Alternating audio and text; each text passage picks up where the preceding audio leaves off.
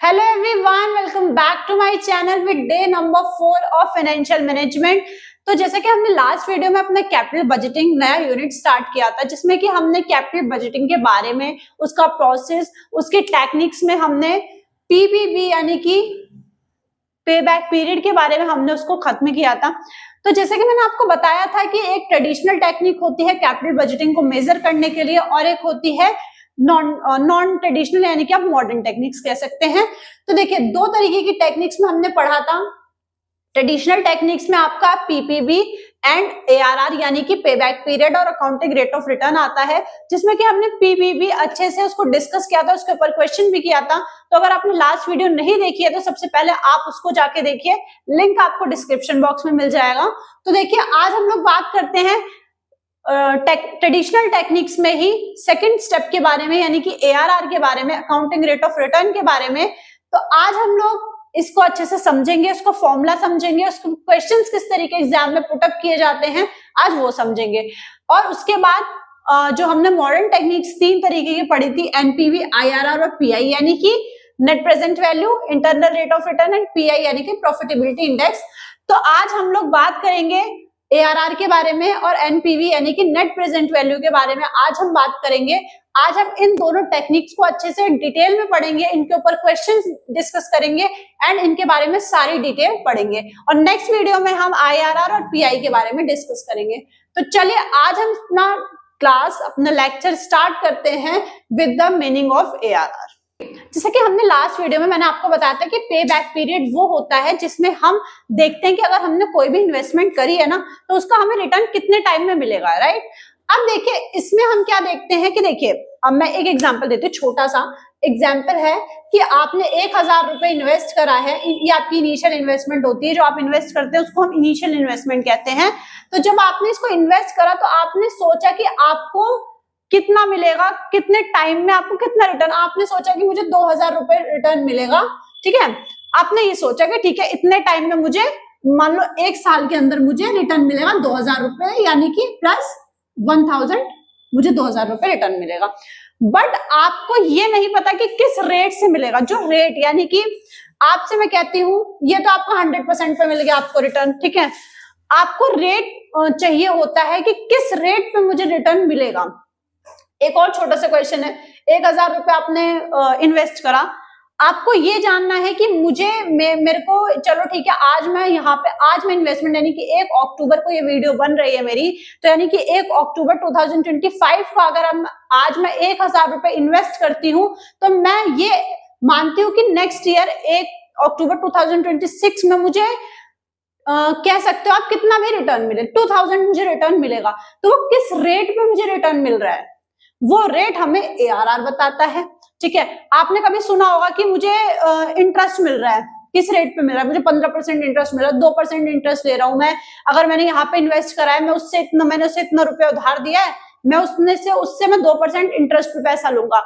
तो वो रेट आपका जो बताता है वो आपको अकाउंटिंग रेट ऑफ रिटर्न यानी कि एआरआर बताता है। ये इसी के लिए बेसिकली है कि आपको रिटर्न मिलेगा, वो आपको पे बैक पीरियड बताता है, कितने टाइम में रिटर्न मिलेगा वो आपको पे बैक पीरियड बताता है, लेकिन किस रेट पे रिटर्न मिलेगा वो आपको एआरआर यानी कि अकाउंटिंग रेट ऑफ रिटर्न बताता है। तो देखिए, कहता है accounting rate of return, the annual return of the project are expressed in the percentage of the net investment in the project.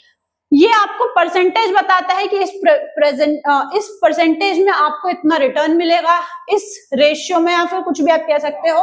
तो कुछ इस तरीके से आपको परसेंटेज बताता है ऑफ द इन्वेस्टमेंट रिटर्न की, ठीक है।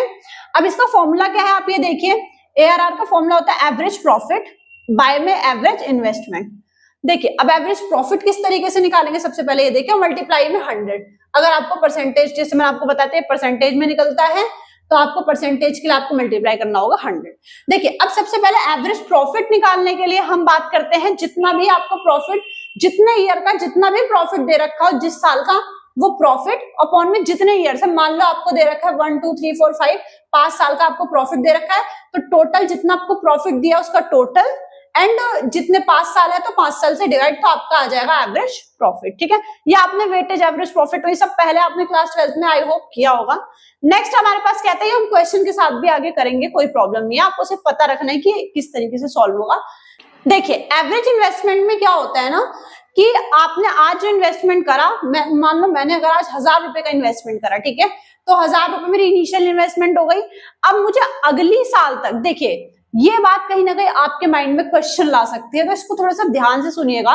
अगर आज मैं इन्वेस्टमेंट करती हूँ, आज मैंने एक मशीनरी खरीद ली, फॉर एग्जाम्पल मैंने आज एक मशीनरी खरीद ली, ठीक है, और उसकी वैल्यू आज 1000 रुपए है, ठीक है, तो नेक्स्ट ईयर तक मैं क्या मानती हूँ कि मेरी वैल्यू कम होगी ज्यादा होगी, मुझे नहीं पता, कम भी हो सकती है वैल्यू, ज्यादा भी हो सकती है, this is no where this can be written कि आपकी वैल्यू कम होगी ज्यादा होगी। तो देखिए जब अगर देखिए अगर मैं आज मशीनरी खरीदती हूँ तो बेटा उस पर डेप्रिसिएशन होगा ही होगा, एनी हाउ डेप्रिसिएशन आपकी एसेट पे होगा ही होगा, आप ये चीज 100% लिख लो। आप कोई भी इन्वेस्टमेंट करते हो उसकी स्क्रैप वैल्यू होती है, उसकी डेप्रिसिएशन अगर वो वैसी है टेंजिबल में है तो वो आपकी डेप्रिसिएशन लेके जाती है, नहीं है तो वो आपकी कहते हैं कि उस तरीके से आपकी मॉर्गेज वगैरह लेकर जाती है इंटेंजिबल में, तो कुछ इस तरीके से आपकी डेप्रिसिएशन लगती ही है, अमोर्टाइज होती है आपकी अगर वो इंटेंजिबल होती है। तो देखिए यहाँ पे कहता है कि जब भी आप इनिशियल इन्वेस्टमेंट करते हैं ना, तो जब वो जैसे अगर आज मैंने इनिशियल इन्वेस्टमेंट करी और नेक्स्ट ईयर मुझे वो इन्वेस्टमेंट का रेट पता करना है, तो उसमें मैं किस तरीके से उसका रेट पता करूंगी आपको ये देखना है। तो देखिए आज की इनिशियल इन्वेस्टमेंट उसमें से लेस करूंगी मैं स्क्रैप वैल्यू। स्क्रैप वैल्यू वो होती है जो आपने साल दर साल जो उसमें खराबी हुई, इसमें जितने एक्सपेंस हुए सब, तो स्क्रैप वैल्यू उसमें से लेस करेंगे, जो उसका मतलब दैट अमाउंट जो आप डेप्रिशिएट हो चुका है या वो अमाउंट जो आप काम का नहीं रहा उसको स्क्रैप वैल्यू कहते हैं। बाय में 2 और माइनस करेंगे, देखिए सॉरी यहाँ माइनस करेंगे इधर ऐड करेंगे। देखिए अब इसका रीजन आपको पता होना चाहिए कि पहले माइनस क्यों किया और स्क्रैप वैल्यू ऐड क्यों किया। देखिए क्या होता है, हम एवरेज इन्वेस्टमेंट निकाल रहे हैं तो सबसे पहले हम क्या करेंगे कि जितना भी हमारे पास इनिशियल इन्वेस्टमेंट है हम इस साल को कैलकुलेट करेंगे, ठीक है, तो हमने इनिशियल इन्वेस्टमेंट को में से हमने आज इस साल की स्क्रैप वैल्यू लेस कर ली, मैं पहुंच गई अगले साल, ठीक है। अब अगले साल अगर मैं उस चीज को बेचूंगी, मैंने 1000 रुपए की मशीनरी, इस चीज को थोड़ा सा ध्यान से सुनना, बच्चे ये समझ जाते हैं कि ठीक है इसमें से लेस कर दिया इसमें ऐड कर लिया, ओके फाइन कोई दिक्कत नहीं है, फॉर्मूला है रट लिया, ठीक है, पर रीजन क्यों है ऐसा।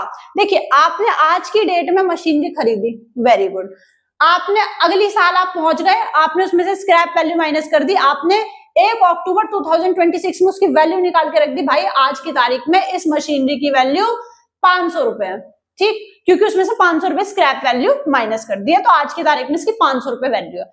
लेकिन एक बात बताओ, आपने ठीक है आपने कह दी कि उसमें से स्क्रैप, लेकिन क्या आप जब उसको लेस करने के बाद आप ये पता लगा सकते हैं ना कि आज की तारीख में उसकी वैल्यू क्या है, दिस इज वेरी फाइन, पर आपने जो इन्वेस्टमेंट किया था आपकी जेब से जितना पैसा गया था, आप क्या फाइंड करोगे कि आपको रिटर्न कितने हिसाब से मिलना, आपको ये फाइंड करना, आपको ये नहीं जानना कि आज की वैल्यू क्या है, आपको ये जानना है कि मुझे रिटर्न कितना मिलेगा, मुझे परसेंटेज चाहिए रिटर्न का।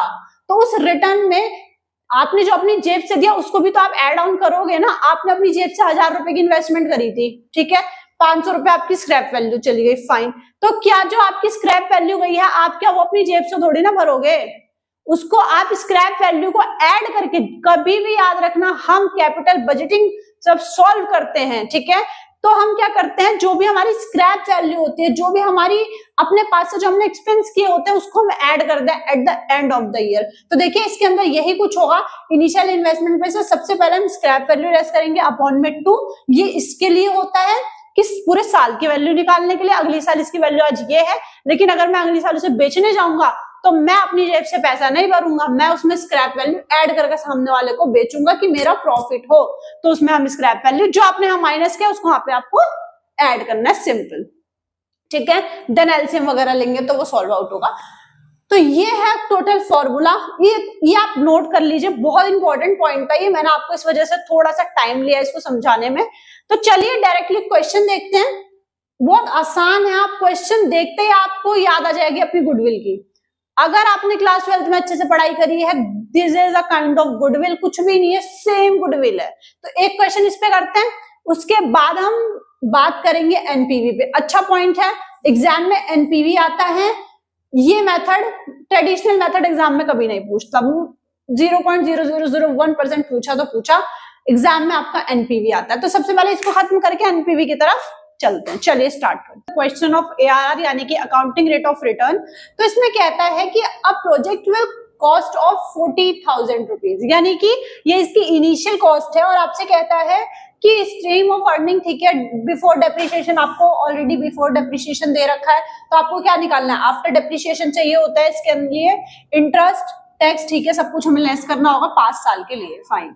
आपसे कहता है कि 5 साल के कुछ 1 2 3 4 कुछ इस तरीके के अमाउंट है 5 इयर्स के, और आपको अज्यूम करना है कि जो टैक्स रेट है वो 50,000 है और डेप्रिसिएशन जो चार्ज हो रही है वो एसएलएम मेथड यानी स्ट्रेट लाइन मेथड से हो रही है, यानी कि जितनी भी डेप्रिसिएशन होगी वो 5 साल एक जैसी ही रहेगी। ठीक है, फाइन।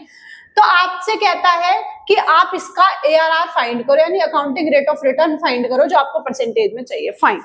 तो चलिए स्टार्ट करते हैं इसके सोल्यूशन के साथ। देखिए, इन केसेस में सबसे पहले आपको टेबल बनानी होगी। ठीक है, सबसे पहले ईयर्स की टेबल बनाएंगे, कितने ईयर्स है, 1 2 3 4 और 5। ठीक है, फाइन। और फिर आपसे कहता है कि जितने भी आपको कैश इनफ्लो, यानी कि आप कह सकते हैं कि आपकी जितनी भी अर्निंग्स है, तो कैश यानी कि कैपिटल आप कुछ भी कह सकते हैं, तो आपकी है 10,000, 12,000, 14,000, next 16 and then 20,000। Fine, alright. अब आपसे कहता है कि आपको क्या निकालना है, आपको जब भी आपको एआरआर फाइंड करने के लिए आपको क्या चाहिए होता है, अर्निंग बिफोर टैक्स और डेप्रिसिएशन दोनों ही हमें लेस करने हैं। तो सबसे पहले हम डेप्रिसिएशन लेस करते हैं। तो डेप्रिसिएशन निकालने के लिए हमें क्वेश्चन में डेप्रिसिएशन का परसेंटेज गिवन नहीं है, सिर्फ हमें टैक्स का परसेंटेज गिवन है। तो डेप्रिसिएशन निकालने के लिए हम क्या करते हैं, जितना भी इनिशियल इन्वेस्टमेंट होता है, अगर आपको डायरेक्टली क्वेश्चन में गिवन हो कि इतना डेप्रिसिएशन लग रहा है, दिस इज फाइन, इतने परसेंटेज से। अगर नहीं गिवन है तो हम क्या करते हैं, इनिशियल इन्वेस्टमेंट पे जितने भी साल का हमारे पास ईयर दे रखे हैं, यानी 5 साल है, तो नंबर ऑफ ईयर्स हम डिवाइड कर देते हैं, तो हमारे पास डिप्रिसिएशन आ जाती है। तो इनिशियल इन्वेस्टमेंट आपकी 40,000 गिवन है, और देन हम यहाँ पे 5 से डिवाइड कर देंगे टू 8,000। अब 8,000 आपकी डिप्रिसिएशन आ गई। अब हम इसमें से हम 8,000 माइनस कर देंगे, तो आपका अर्निंग बिफोर और आफ्टर डेप्री, यानी कि आपका जो भी आएगा वो अर्निंग बिफोर टैक्स आपको मिलेगा। अर्निंग बिफोर, ये आपका कौन सा अमाउंट है, ये आपका earning before tax and depreciation, यानी कि टैक्स भी इसमें इंक्लूडेड है और डेप्रिसिएशन भी इसमें इंक्लूड है। अब इस वाले जो भी आपकी ये स्टेटमेंट आएगी, यानी 8,000 रुपए लेस करके वो आपकी टैक्स के बिफोर आएगी, यानी डेप्रिसिएशन हम लेस कर चुके हैं। ठीक है, तो 10,000 में से हम 8,000 रुपए लेस करेंगे, दिस इज 2,000। 12,000 में से 8,000 रुपए लेस करेंगे, दिस इज 4,000। 14 में से 8 लेस करेंगे, दिस इज 6,000। और 16 में से 8 लेस करेंगे, दिस इज 8,000। एंड 20 में से 8 लेस करेंगे, दिस इज 12,000। राइट, तो कुछ इस तरीके से आपका ये आएगा। अब आपको इसमें से टैक्स भी लेस करना है, तो 50% यानी कि इसमें से लेस करते जाएंगे, तो आपका हमारे पास आ जाएगा अर्निंग आफ्टर टैक्स। और जो आपका अर्निंग आफ्टर टैक्स का टोटल आएगा, वेट, आपका जो भी अर्निंग आफ्टर टैक्स निकलकर आएगा उसी से आपको डिवीजन देना है, किसमें, एवरेज इन्वेस्टमेंट में। वो भी पूरा क्वेश्चन हम इसको सॉल्व करते हैं। देखिए, अब आपका ये कितना है टैक्स, आपको इसमें हम टैक्स चार्ज करेंगे 50%। ठीक है, अब 2,000 का 50% यानी कि आप इससे देखिए, आपको ज्यादा कैलकुलेटिव होने की जरूरत नहीं है, आप इसमें से डायरेक्टली ही क्वेश्चन पुट डाउन कर सकते हैं कि 2,000 का 20%, हाँ 50%, तब तो आपको बहुत ज्यादा कैलकुलेट करने की नीड नहीं है इन क्वेश्चंस के अंदर, आप डायरेक्टली भी इनको गो थ्रू कर सकते हैं। देखिए, 2,000 का 50%, 100% 2,000 का तो 50% 1,000 होगा ऑब्वियसली, तो 1,000 सिंपल। ठीक है, 4,000 का 50%। ठीक है, तो कुछ इस तरीके से आप डायरेक्टली इसका हाफ कर सकते हैं, इसके अंदर तो बहुत इजी है। ठीक है, अब इसका आपको टोटल करना है। ठीक है, इसी का टोटल आपको चाहिए होता है, तो 6 4 10 और 10 और 6 16,000। ठीक है, डायरेक्टली आपको मिल रहा है। अब डायरेक्ट फॉर्मूला लगाइए, आपको ये मिल चुका है। ठीक है, आपको ये चाहिए था और आपको चाहिए था एआरआर फाइंड करने के लिए आपको 2 चीजें चाहिए थी। एक तो आपको चाहिए था average earning before tax, EAT आप फुल लिख लेना, और एवरेज इन्वेस्टमेंट। राइट,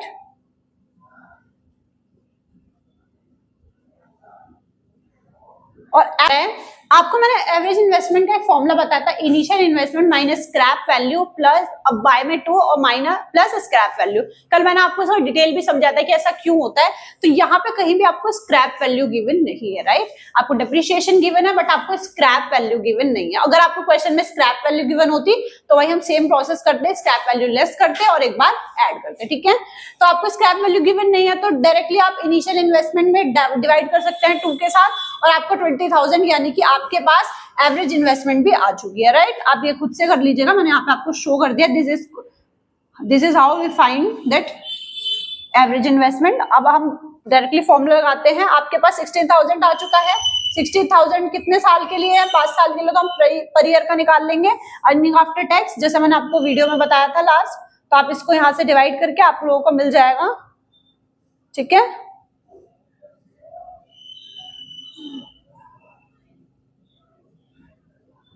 ठीक है, इसको आप डिवाइड करेंगे और मल्टीप्लाई कर देंगे 100 से।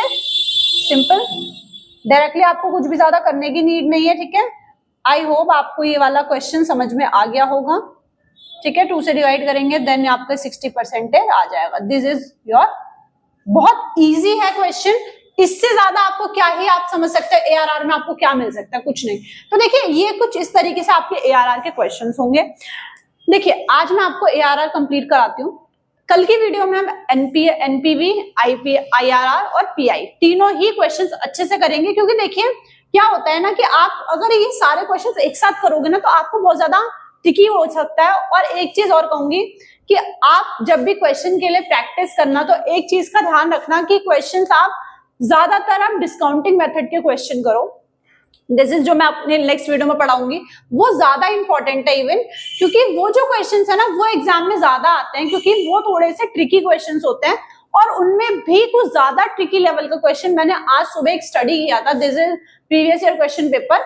उसके अंदर एक क्वेश्चन पूछा गया था कि अगर हम कोई भी प्रोजेक्ट, सिंगल प्रोजेक्ट, कोई भी एक प्रोजेक्ट है, उसको अगर हम एमपीवी से एनपीवी मेथड से अगर हम उसको एस्टिमेट करते हैं और आईआरआर यानी कि जो सेकंड मेथड है डिस्काउंटिंग का, इंटरनल रेट ऑफ रिटर्न, दोनों से अगर हम उसे एस्टिमेट करते हैं तो क्या फर्क होता है और किस तरीके से हम उसको एस्टिमेट करके उसका वैल्यूएशन कर सकते हैं।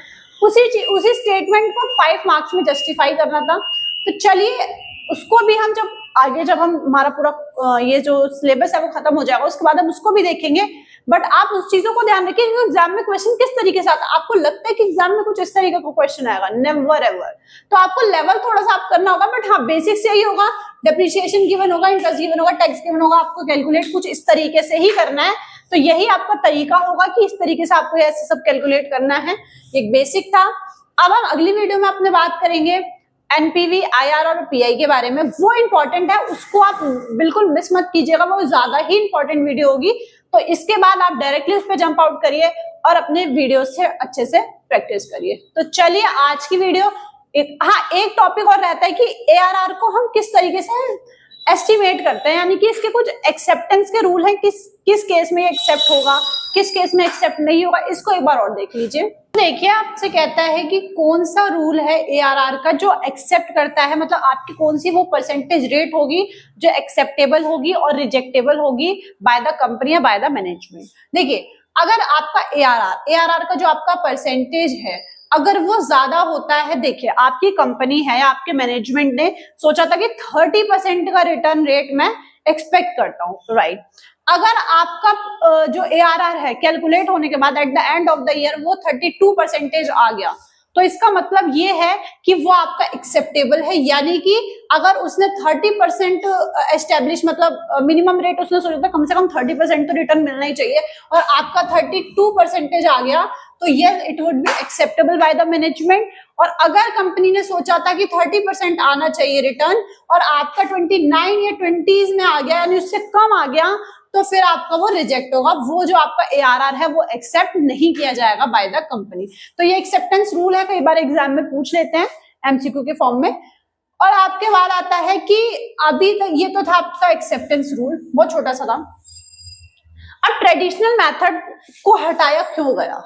मतलब कोई रीजन होगा जो मॉडर्न टेक्निक्स आई, जो मॉडर्न मेथड्स आए, कोई रीजन होगा उसका। तो उसका रीजन दो तरीके से था कि ये जो है ना वो बेनिफिट मतलब नहीं इतनी क्लियरली बता पाता था। वो जो है ना वो इतना मतलब सबसे मेन तो था कि वो टाइमिंग का इशू बहुत था कि वो ना टाइमिंग ही इतना ले लेता था कि सामने वाले की जो पूरी जो आपका जिसे आप फाइनेंशियल ईयर बोलते हैं वो पूरा कवर अप हो जाता through out the calculation of ARR and PVV। मतलब हर महीने हर एक साल इतना कैलकुलेशन होता था कि वो नहीं हो पाता था इतने तरीके से कि वो आपका। लेकिन आज में क्या है, मॉडर्न टेक्निक्स में भी आप सीखेंगे, जो आपकी 3 टेक्निक्स आने वाली हैं उसमें आप पढ़ेंगे कि कितनी जल्दी से और हम कितनी माइंडली उसको कैलकुलेट करके रखेंगे। वो थोड़ा सा टेक्निकल भी होगा क्योंकि वो डायरेक्टली वो माइंड से है कि हाँ इसको आप दिमाग से तुरंत निकाल सकते हैं, लाइक दैट। तो आप उसमें पढ़ेंगे तो यहाँ पे आपसे कहता था कि टाइमिंग का बहुत ज्यादा, कैश फ्लो का जो टाइमिंग था उसका इशू था, और यहाँ पे जो बेनिफिट्स थे ना वो कम दिख रहे थे। यहाँ पे आपको टाइमिंग के इशू तो था ही, उसके साथ साथ आपके पास जो बेनिफिट्स थे वो जो मैनेजर था, फाइनेंशियल एनालिस्ट था, उसको यहाँ पे बेनिफिट्स कम दिख रहे थे, तभी उसने आपको मॉडर्न टेक्निक्स मतलब इन्वेंट करा, उसको यहाँ पे एस्टेब्लिश करा। तो कुछ ये एक्सेप्टेंस रूल और ट्रेडिशनल मेथड्स के ड्रॉबैक्स थे, इसको आप ड्रॉबैक्स कह सकते हैं, जो कि यहाँ पे थे, जिसकी वजह से मॉडर्न टेक्निक्स का आना इंपॉर्टेंट हुआ। तो चलिए अब हम लोग अपने नेक्स्ट वीडियो में बात करेंगे मॉडर्न टेक्निक्स के बारे में, कैपिटल बजटिंग के। तो वो वीडियो हमारा इंपॉर्टेंट होने वाला है, उसको आप जरूर देखना और इस वीडियो को आप शेयर करना अपने फ्रेंड्स के साथ, क्योंकि अगर आप ये वाला वीडियो नहीं देखोगे तो आपको वो वीडियो भी समझ में नहीं आएगा, क्योंकि लिंक टू लिंक होता है। आपको नहीं समझ में आएगा कि अर्निंग आफ्टर टैक्स क्या है, earning before tax and depreciation क्या है, सब कुछ। तो आप इस वीडियो को अच्छे से देखिए, नेक्स्ट वीडियो भी, और ये वीडियो आप शेयर करना और लाइक करना। और अगर आपको कुछ भी समझ में नहीं आया है, आपको हैंड राइटिंग कुछ भी प्रॉब्लम है समझने में, तो आप कमेंट करके पूछ सकते हैं। तो thank you so much everybody for watching the video and please share this video.